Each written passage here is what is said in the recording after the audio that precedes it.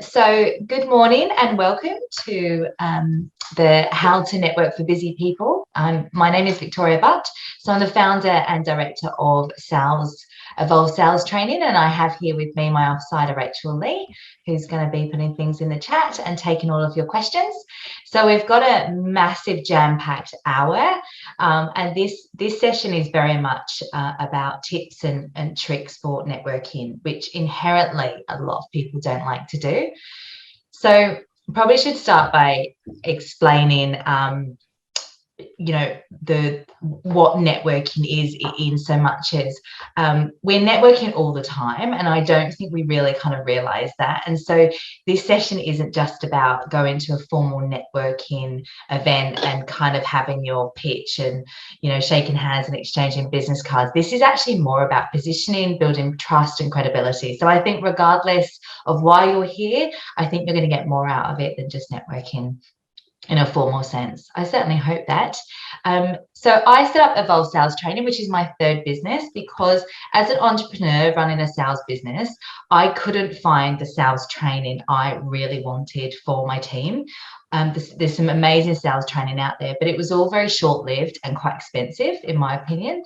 So I'd pay $5,000 to get a really spunky person in the room to do some great sales training. And then my team within quite a short period of time wouldn't always either remember, or we'd had some staff attrition, and then I would be looking on the return on investment and it's pretty low. The second reason is I just saw too many of my friends go under in business because they weren't a sales-led business, they were a product-led business, and I wasn't prepared to it just was upsetting me, because I think that if you don't have a distribution strategy, you don't have a business, in my opinion. So this is the second of 3 lunch and learns, and my sales course starts in September. I do bloody fly. I do 3 to 4 courses a year, minimum 3, maximum 4, just depends on other business needs. So all I ask of you today is you don't need to take notes or anything, because we're going to send you the recording and we're going to send you notes, and we literally will send you so much content if you want it. All I ask for is a bit of feedback. I'm super into feedback, and there's a short questionnaire which will ask a couple of questions, what we could have done differently or what you want to hear from us on. And if you want more information on some of the other sort of products we offer, or follow on social and stuff like that, please reach out to me personally or to Rachel online. So if you do have any questions throughout we've got 2 spots for questions, which is going to be really cool. And so if you do have any questions, just maybe pop them in the chat to Rachel, and then she can correlate them. But essentially what we're going to do today is we're going to start with where you start, and that's kind of like where you start with your networking journey. Then we're going to go on to your positioning, which used to be called like the elevator pitch, which I'm sure most of you know about. We're then going to go into tips and hacks. We're then going to hear from 7 CEOs on their top networking tips. We're then going to hear from Rachel from Antler, who is one of the best networkers I know, who is going to give you live her 3 tips and tricks, and she will also answer any of your questions. And then finally, we're going to finish up with authentic follow-up. So what you'll see today is really that networking or any kind of position is 80% success rate is actually on the follow-up, as opposed to the interaction itself. So let's just do a check-in. We've got some people off screen, on screen, people in transit. Just a bit of if you can, in the chat, can you just give me the one word that comes to mind when someone says networking? Just one word, please.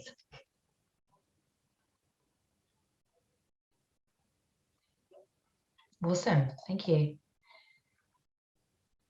Yeah, cool. Connections, yeah. Anyone else? Come on, I know it's Friday. Yeah, there we are. Awesome. So the definition of networking is the actual purpose of interacting with others to exchange or develop professional or social connections. So I'm not sure about you, but we are networking every day, but what we're not doing is kind of realizing it. And I just want to tell you about my day last week, which really really brought this to life for me. So I've just recently moved offices, and I went to my new coffee shop, which is next to the new office. And I went in there and I said to the barista, can I have this particular, tea? And he was like, yeah, what brought you here today? And I said, well, I'm just moving offices. Just it was 8:30 in the morning. It was just too much. He was very excitable man. And I said, I'm just moving on. He said, what do you do? And I said, well, I run 3 businesses, 2 recruitment businesses and a sales training business.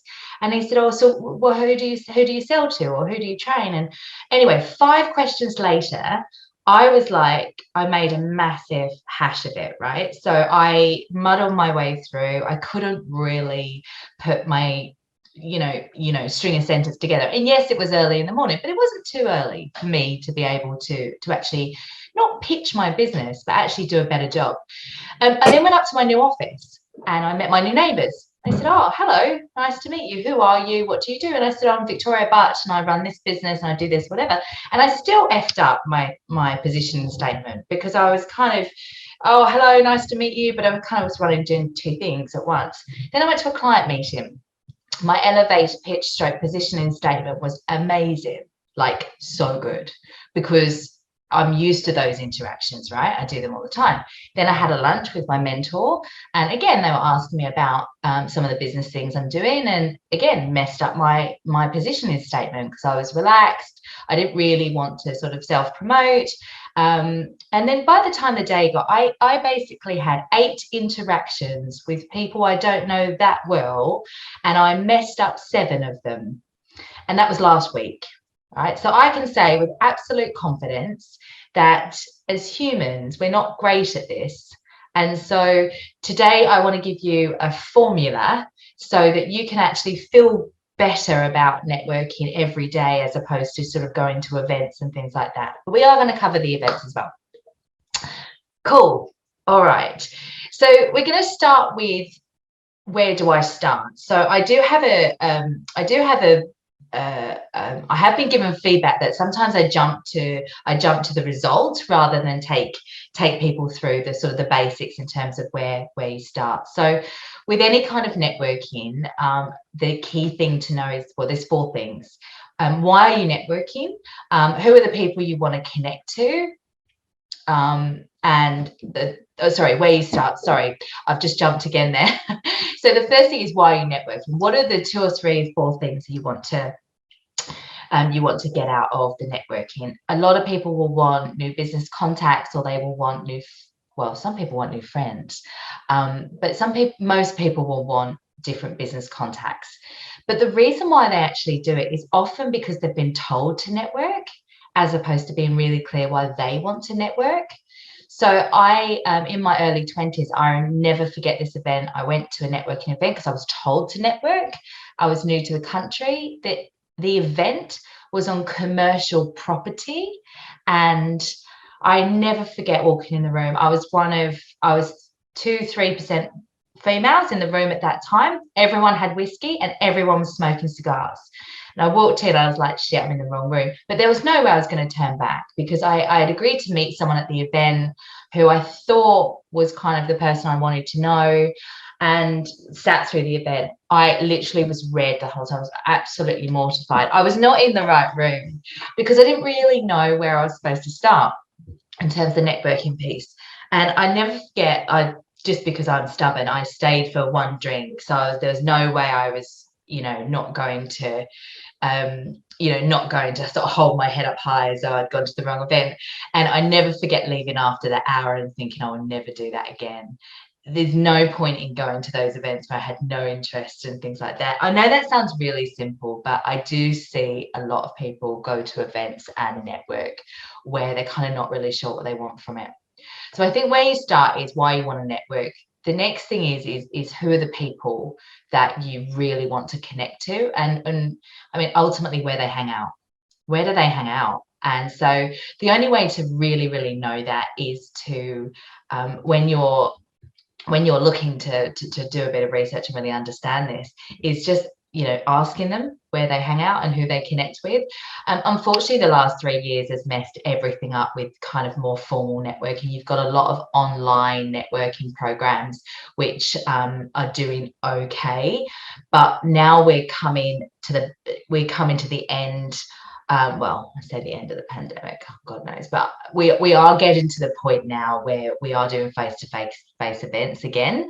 And so face-to-face is just so invaluable. So really asking the people where they hang out and where they network. And you can also do some research yourself. You've got Eventbrite and LinkedIn that do lots of events as well, and just making sure that you're going to the events where your people are at and the people you want to connect to. And the final one is one that I think a lot of people do forget, is that we don't always research the organizer, which I didn't when I was talking about that institutional commercial property networking event I went to. The organizer is really critical for the tone, because it will demonstrate your audience as well. So super important. Who is the organizer and what tone do they have? And what we're going to do, and why that's also important, is we are going to talk about some tips and hacks about how you can connect with that organizer as well. And that will actually serve you to be super, super successful with the actual networking and business interaction. All right. So before we kind of crack into the hacks and the tips and techniques, I do actually want to share with you a bit of an embarrassing story, which I'm clearly full of this morning.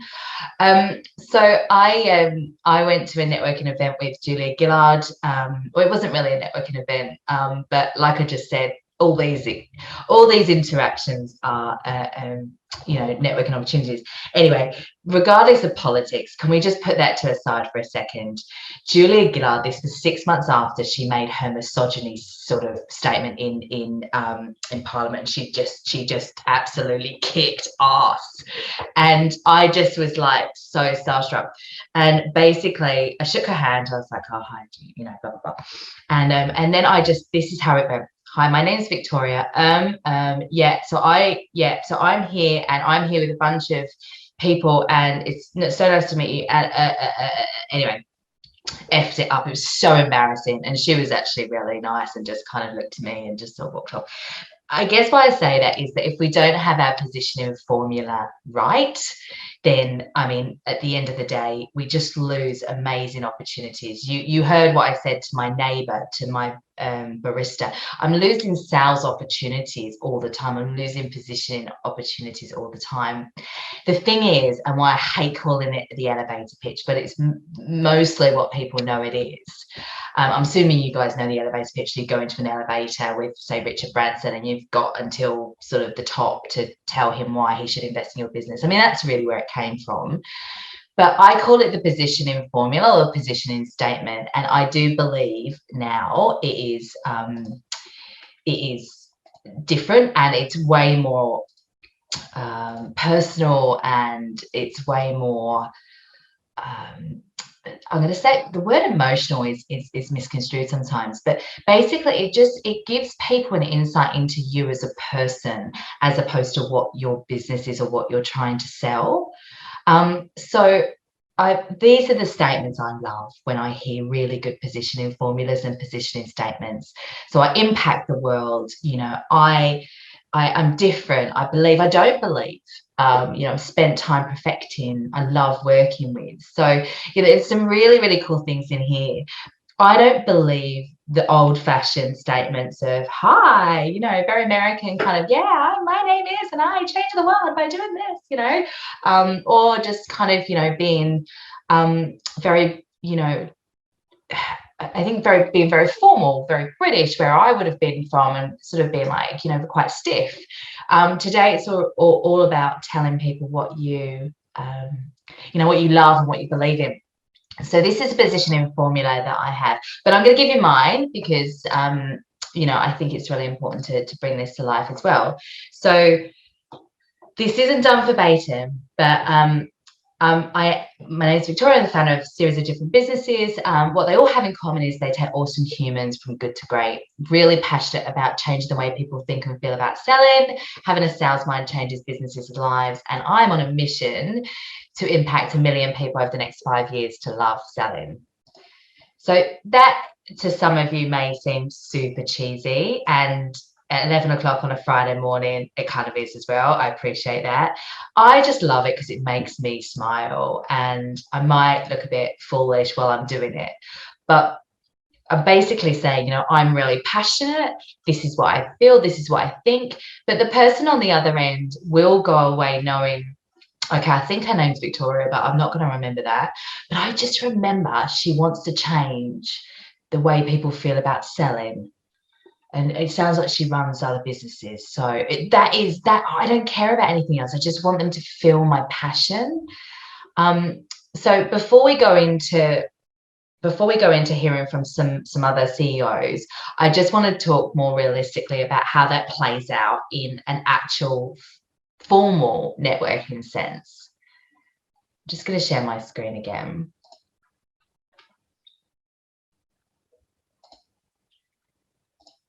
So this is how it plays out for me when I was at a networking event last month.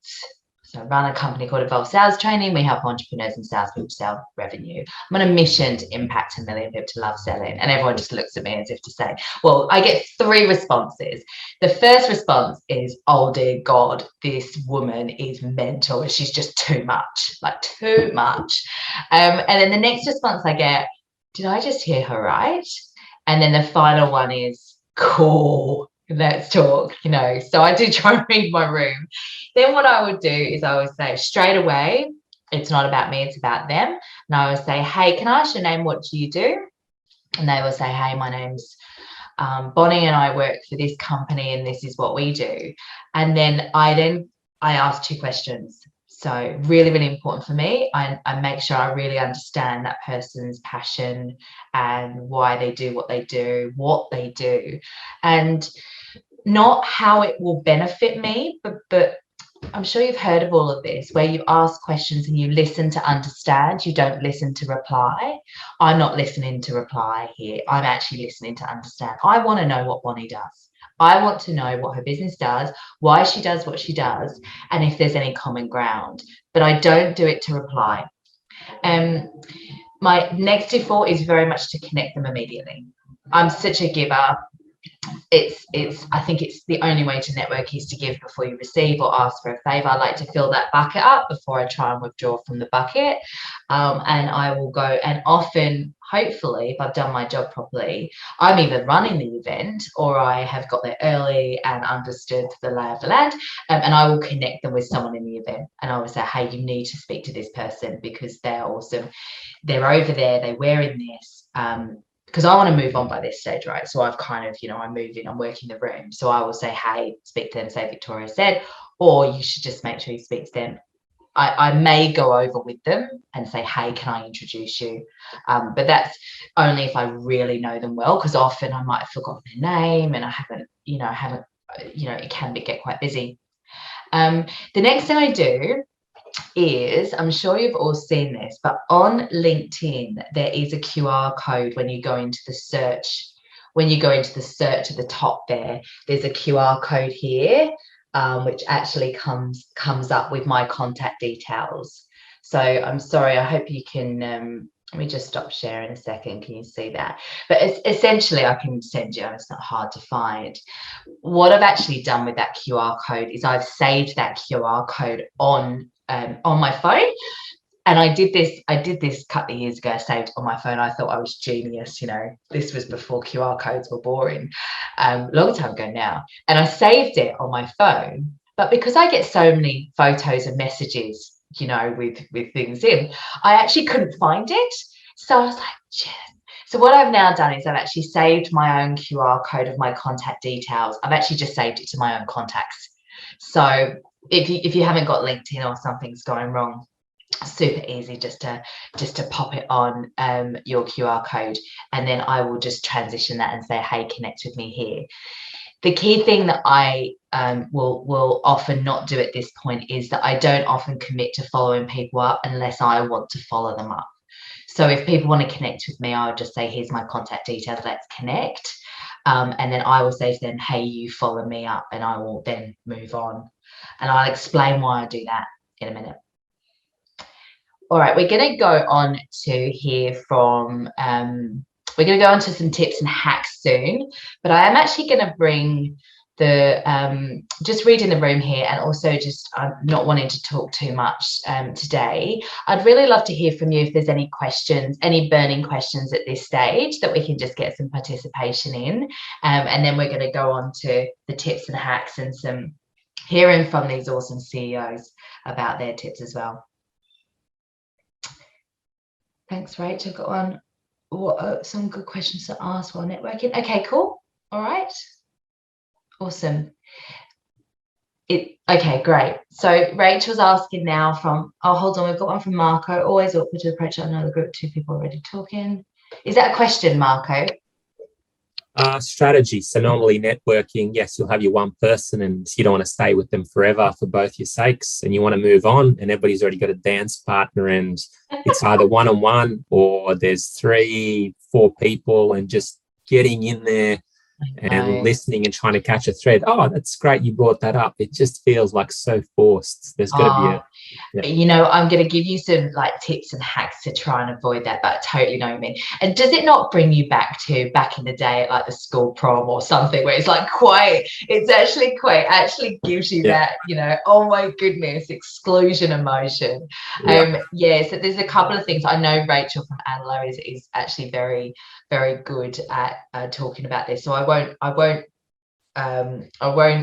overstep with that. But what I would say is that for me, I've normally got to the event early, and I've normally spoken to the organisers, and I normally have a good idea of who I want to talk to. So I'm a bit more strategic. I try not to ever get into those awkward situations if I can avoid it.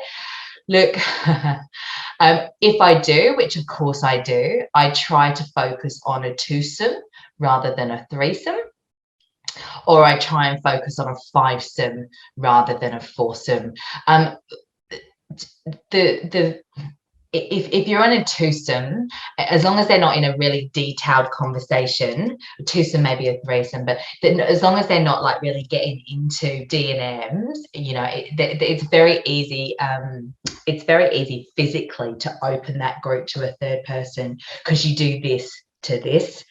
And then if you go too big and someone's capitalizing it, you can kind of siphon someone off. So you go to a 5-some, where you've often got one kind of you know, one speaker who's performing almost. We know those people, and you can kind of siphon someone off. But I'm really hoping that by the end of this, Marco, you won't need to ever get into that situation, because we're going to get you so damn early that you're going to be the connector in the room as well. So, all right, Rachel, I might save those questions if you don't mind for a bit, because I just want to go on to the tips and hacks, because I think this is where some of the real gold comes in. Now, just bear with me a second. And then we're going to hear from some other people as well, because I think it's all about getting perspective from others and actually really feeling like you can find your own style as well. So, all right, so tips and hacks. Can everyone see this? They should be able to. Yeah, great. Okay, so I'm sure you've heard this already. Fish where the fish are. So this is my horrible example where I went to that wrong, kind of the wrong room, which I will say though, there was a chap I met there 15 years ago, and we did get on and we did connect on LinkedIn. He contacted me 5 years ago and said, my daughter needs a bit of sort of more mentoring, kind of like in business. Would you consider having a chat with her? And I was like, absolutely. And we followed each other on LinkedIn. So it can have benefit, but I would suggest it's not the greatest return on investment. So what I do is I arrive early.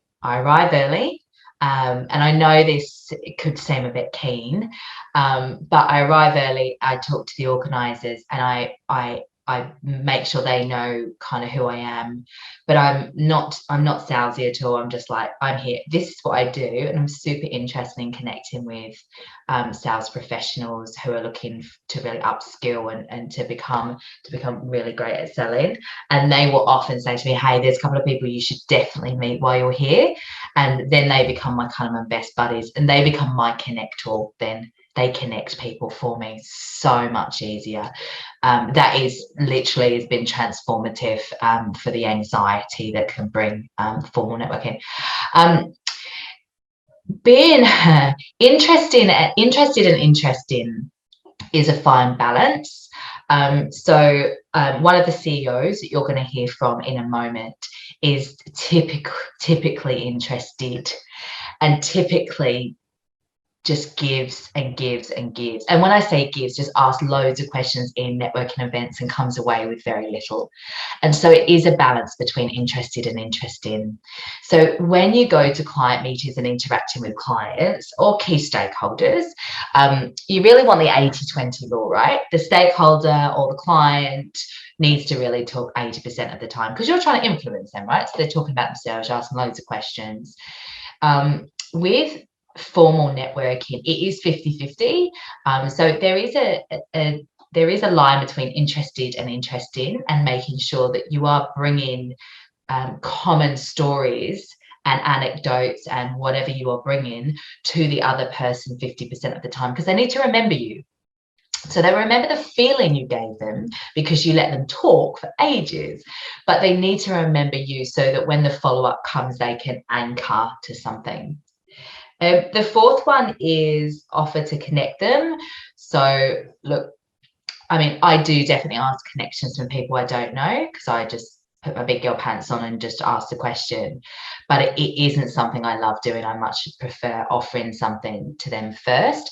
One thing I do know, though, over the years, I've really kind of got better at is I've often pushed my connections on people and gone, "Hey," and I'm obviously a very enthusiastic person, but I'm like, "Hey, you should totally meet Rachel from Antler." Oh my goodness, you guys would get on. And I get very enthusiastic and I stop reading the room.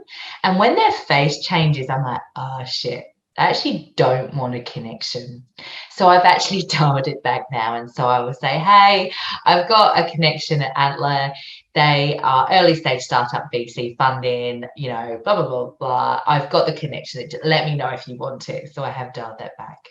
I am clear on what I want. If I'm going to spend an hour, 2 hours away from my children and my husband, I want to know that I'm going to get something for it. And it's not about being fickle. It's just about being strategic and having objectives in there. I just don't have, and nor do you. You just don't have countless time to go to these things unless you've got clear in your mind objectives. The other thing is that what does success look like? So I know it sounds a bit wanky, but at the end of the day, if you don't have objectives, you don't really know if it's been a really good use of time. So you come away and go, "Oh yeah, it was fine." But at least if you have objectives, you can kind of go, yeah, I nailed my objectives. I'm very objective focused, as you can tell. So the sixth one is make it easy for them to say yes. I remember at the beginning of the pandemic, I spoke to a very, very key client that I was trying to do some very big business with, and I made a grave error that basically messed the whole meeting up. I basically said to them, "I'd really like to help you. It's the first 2 weeks of the pandemic." You remember back then it was carnage. No one knew if they were Arthur or Martha, right? I asked this very busy person, very busy in the mind and physically busy, a very lofty question, big, lofty, open-ended question. And he just stared at me. And I just remember thinking, "Oh my goodness," like he just stared at me to say, "Why are you giving me your question and making me think about, what I need?" And I really messed that up. And so next time, well, not next time, I have, of course, since, with those type of meetings, we'll always go in with things that they can say yes to pretty quickly. And that also really comes from kind of your objective, so you know what you really need to get out of it. So asking for an intro. Number 7 is asking for the intro. If you rely on that person giving you their contact details. So I made some intros last night, and that person didn't ask me for an intro and I was busy. So I just sent them all the LinkedIn profiles and say, just leverage my name because I was busy.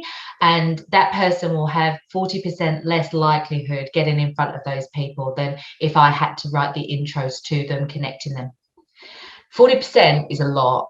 So if you're going to ask for an intro, get the intro, get the actual intro, and make it easy for them, write the intro for them. I'll talk to you about that a bit more in a minute. You can always, and you'll hear from one of the CEOs about this actually, she's a big fan of this, stand near the service station and the booze station. It's never going to go wrong. You can have loads of food and loads of booze. You'll be fine with your networking.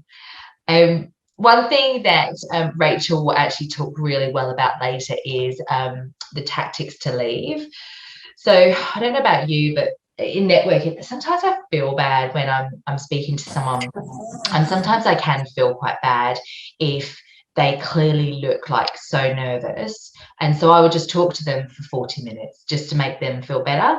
And that's very nice, but it's actually just not practical. And so there are some really cool tactics to leave that Rachel will go through in a bit. But essentially, sticking to 10 to 15 minutes per person where you can. Look, I know that some of you are going to sit there and think, well, that's very fickle. And yes, you know, it might seem that way, but don't forget you're asking them questions. You're being curious. You're being interested as well as interesting. And the reality is they're there for the same reasons too.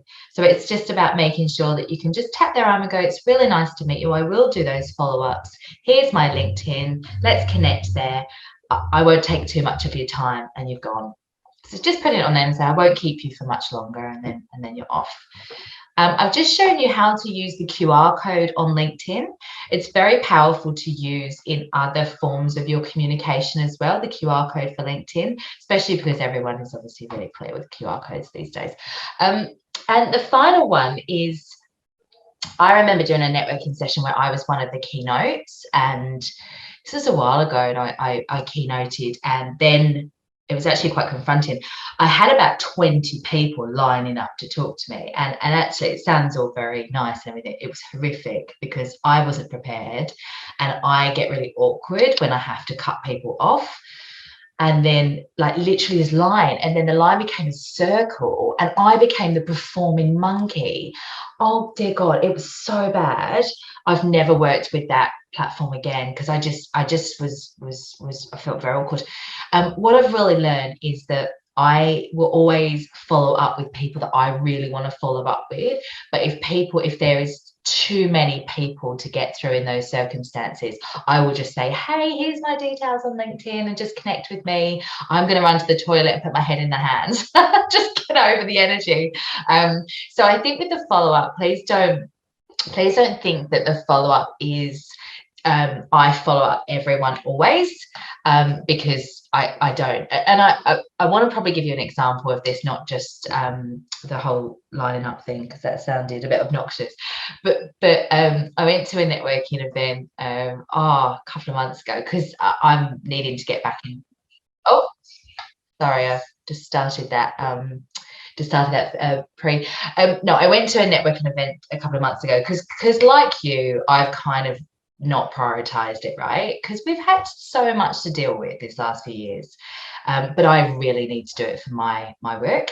So I went to this event, and there was 12 people that I interacted with, and if I had agreed to follow up 12 people, essentially what would have happened is I probably would have got 8 kind of coffees from it. However, I didn't want to follow. I actually only wanted 2 coffees from this, right? I didn't want the other 10. Just I don't have time to shoot the shit. I have to be really clear with my time. So I just wanted 2. So what I did with the 2 is I said, I'll follow you up or whatever. And I did, and I was ruthless, and I got one of them.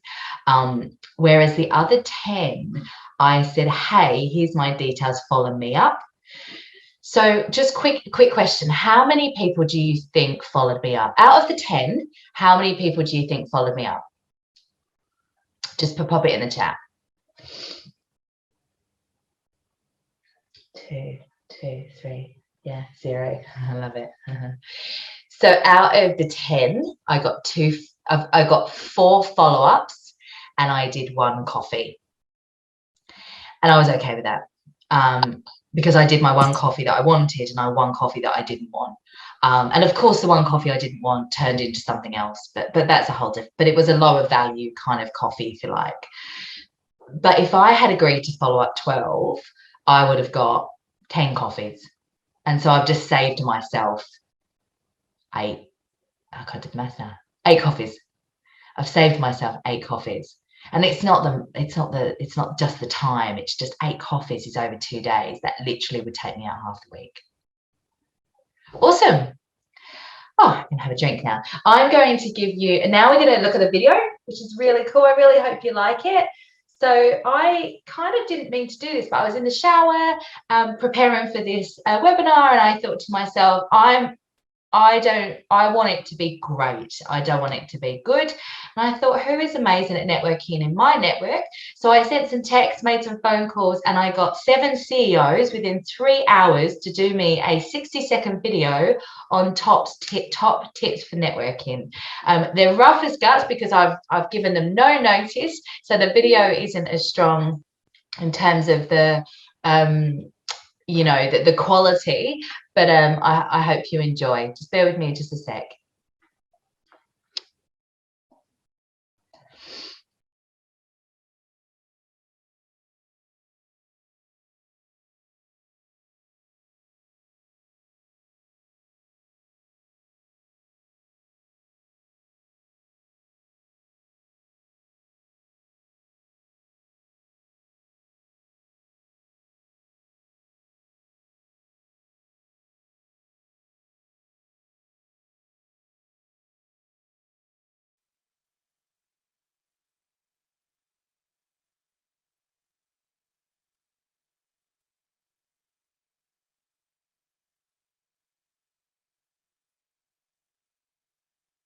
My number one networking tip is to seek out interesting people, not to look at it as networking, just connecting with good people. And then I always connect with them on LinkedIn as soon as I've met them and send them a message saying it was nice to meet you. Hi everyone, my name's Adrienne. Here are my top tips for networking. Prepare yourself the night before. Think about how you're going to approach the day, and here's how I do it. I think about it as making new friends. So when you step into the event, the networking event, think about who you like to be friends with. Think about why other people might want to be your friend. Make sure that you think about what you can give and what you can add to the conversation as opposed to what you can take.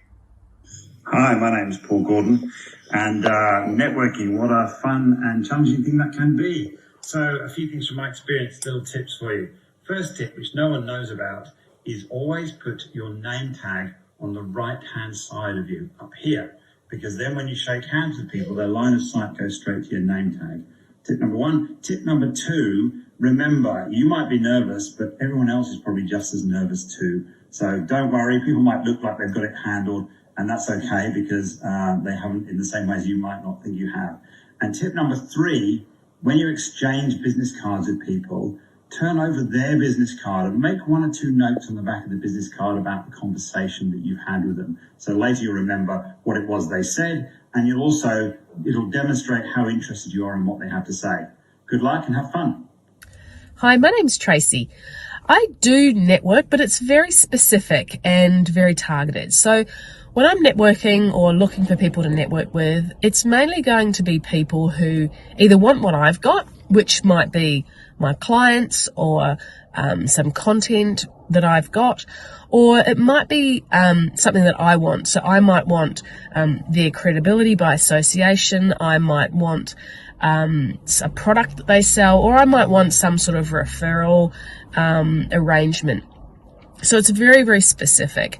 Networking is really hard, but I do find, it doesn't come naturally to me, but I do find that a little bit of effort in networking always pays off and certainly gives me a really good return for my time investment and my effort. Hi, my name's Grishma Patel. I'm an optometry partner at the Specsavers practices in the Sydney CBD. Now, I often find that networking can be a daunting prospect because I don't really enjoy talking about myself. I'd love to learn about other people, but talking about myself can make me feel quite uncomfortable. So I often have to remind myself before these opportunities or events what my story is, why I do what I do, why I love doing what I do, and be confident with my initial introduction. If I can get my introduction right, the conversation flows much better afterwards. Hi, it's Margot Anderson here, Career Management and Leadership Advisor. My top 2 networking tips are, firstly, get really clear about what it is that you are asking from your network. Our networks genuinely want to help us, but often they don't know how. So think about what it is that you want from them, be it an introduction to somebody else, be it background information on an organisation or a market. Just be really explicit about what it is that you're asking for. Make it easy for them to help you. The second piece of information, or the second piece of advice that I would give, is make sure that you get really curious about the audience that you're talking with or the person you're talking to. Ask great questions. Think about ahead of time what you can ask them, because it allows you to build relevance and to really tailor your positioning back to them. Good luck. Hello, my name is Rob. I find networking events quite tough. I'm quite awkward at these kind of events. But I have 2 tips for you. First one is to remain curious. Try to ask as many questions as you can about the person and their business or why they might be at the event, and do a little bit of research, understanding what the event's about and how that might be relevant to your business and potentially why other people might be there as well. Good luck.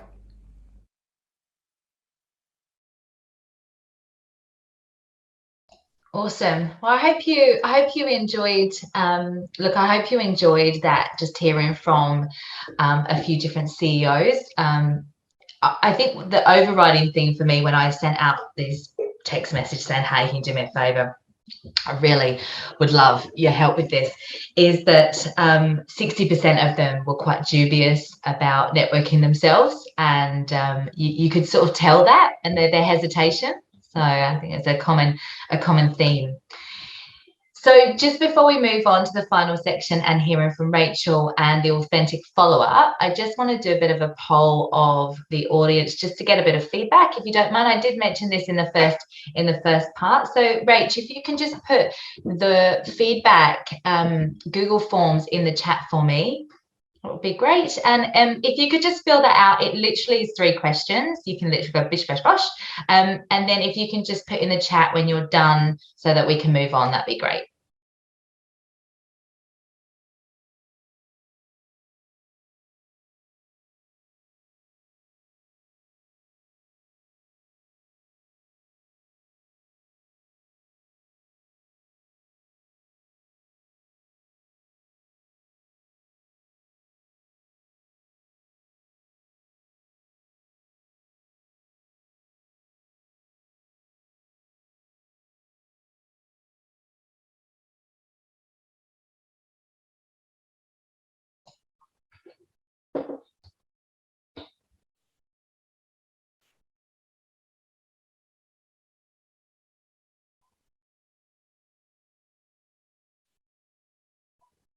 I'll just get a couple more done and then we can move on. Thank you. So a couple of people have messaged me on the side asking for more details. So we've got another Lunch and Learn coming up, which is on closing, and that's the final one of the series. And we've also got a sales training course starting in September. I've had some messages asking for information on that. I can give you all the information, that's all good. And just briefly talking about the course that starts in September, that is our, essentially it's a 6-week course, and I train probably up to only about 20 people at once, and it's a combination of pre-recorded videos and online online tools. However, there is a weekly one-on-one mentorship that is happening, live mentorship every week. And that course starts, I believe, on the 19th of September. So that's the final course of the year. I try not to take on too much. So just let us know, just Oh, there you go. Thanks, Rach. So it's in the chat. Anyway, all right. And now Rachel Guest is here. Thank you so much. She was one of the people I reached out to, and I decided to up the ante for you guys and get her live. So Rachel's probably one of the best networkers I know. I think she's an intuitive networker, so she has an edge that a lot of us don't have. But I wanted Rachel to give you live her top 3 tips that really help her with her networking. So Rachel is a community manager for Antler. Antler is one of the fastest growing VC early stage firms in the country. And I've done a masterclass for them. I've experienced firsthand the quality of their entrepreneurs and their founders. And they, on average, have 300 founders in their program each year. But this is not necessarily to talk about Antler. This is more just to hear from Rachel as a person and an amazing networker. So Rach, give us your top 3 tips. Goodness, that's quite the introduction, Vic. Thank you so much. And just as well, prior to Antler, I was with the Australian Graduate School of Management and their careers team, so I can talk networking for hours and hours and hours. A lot of the stuff has actually been covered that I was going to sort of cover. So one of, I guess, the questions I used to get quite a lot from the MBAs was, so I've landed someone, now what? And obviously in a virtual world, it's not going to a coffee chat. So I'm going to talk you through a little bit of that and then how to sort of wrap up and make best use of that. So now you've booked them in, now what?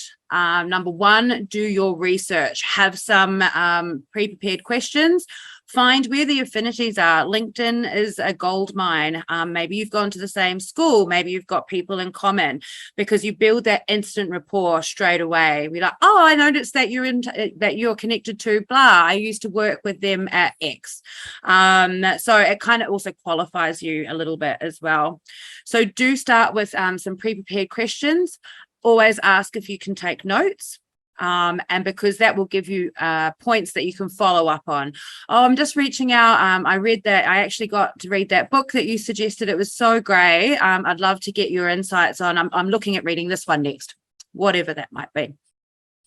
The other probably final tip that hasn't been covered is when you are wrapping up and thanking people for their time, I would always ask, is there anyone else in the space that I should be speaking to? Thank you so much. I really enjoyed your conversation on design thinking. It was really interesting. I wasn't aware of that. Is there anyone else in the space that you would recommend me talking to dig into that a little bit deeper?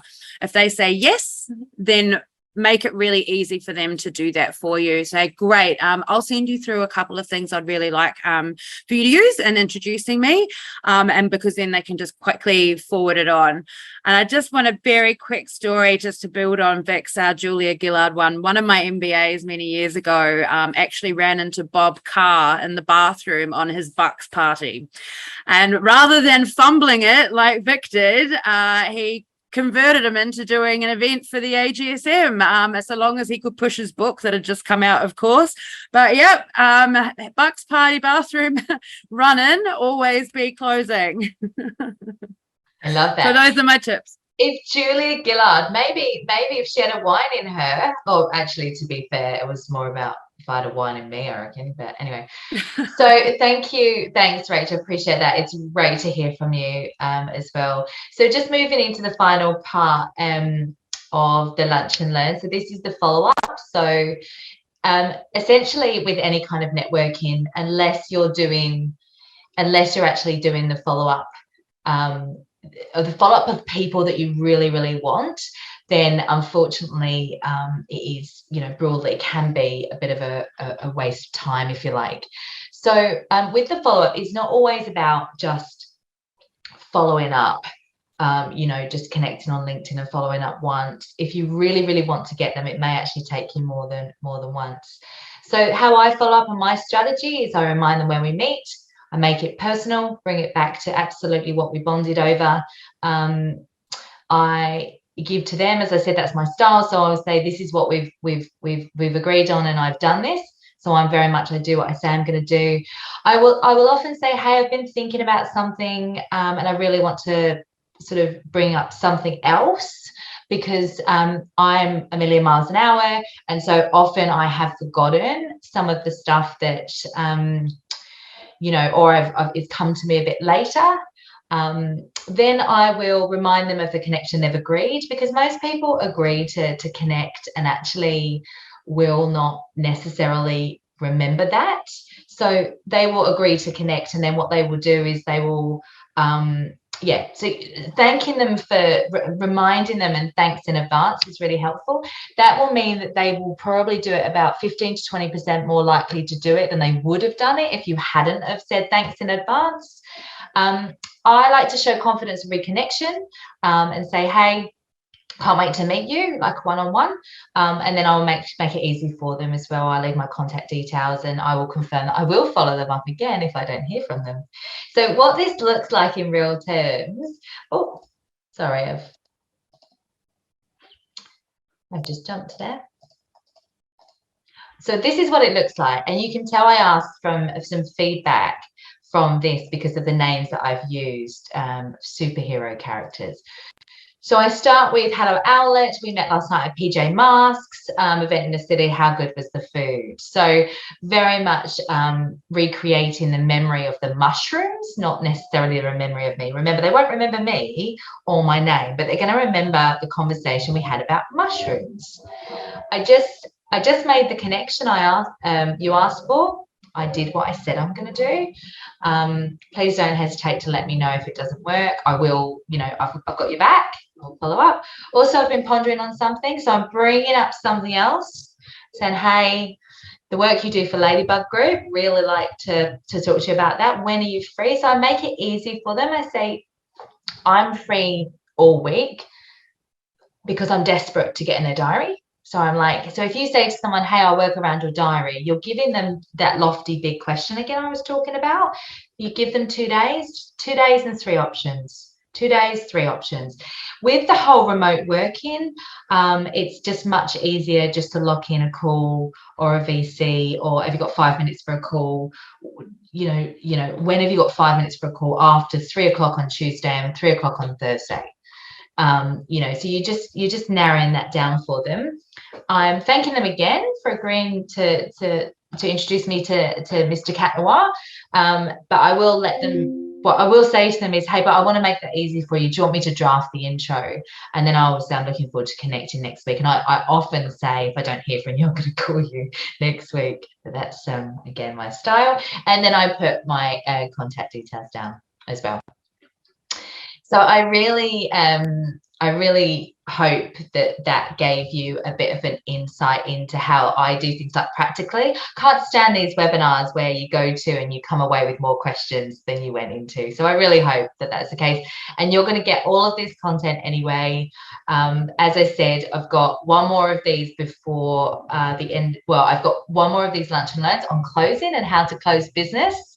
That's already nearly full. So if you do want to go to that, just sign up. We send you the links on this, and then the wait list for my course starting in September is on the link that Rachel's just going to put in now. So that's just the wait list at this stage. We've got a few more minutes. I would love anyone that hasn't got a chance to participate. Any questions? Anything burning?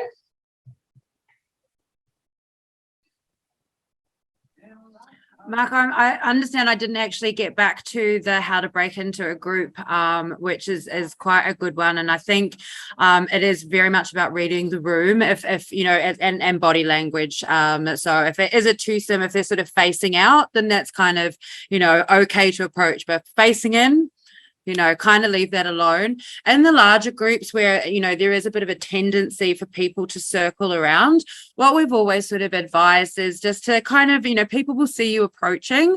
But just sort of tap on the shoulder and say, please don't let me interrupt you. I'd love to hear what you're talking about. And then when there's a natural break in the conversation, that's when you sort of go ahead and introduce yourself. And then obviously throw in, really loved what you were saying about that. Can I ask a question? So that's kind of my tips for breaking into groups. But yeah, if people are like this, leave them be. Thanks, Rach. That's awesome. So we've got some social handles here. We've just launched our YouTube channel, which I really hope you like. It's got 14 short sales videos on there. As most of you know, Evolve Sales Training is a business that's less than 1 year old. It's my favourite child, and it's my very much my favourite child. So I hope to get to see you again, but please do connect on social media anyway. And thank you for your time and attention. Thank you, Rachel. Thank you. Well, Rachel squared, should we say. All right. Thanks, Vic. Nice to meet everybody. Thank you for having me. Have a good day.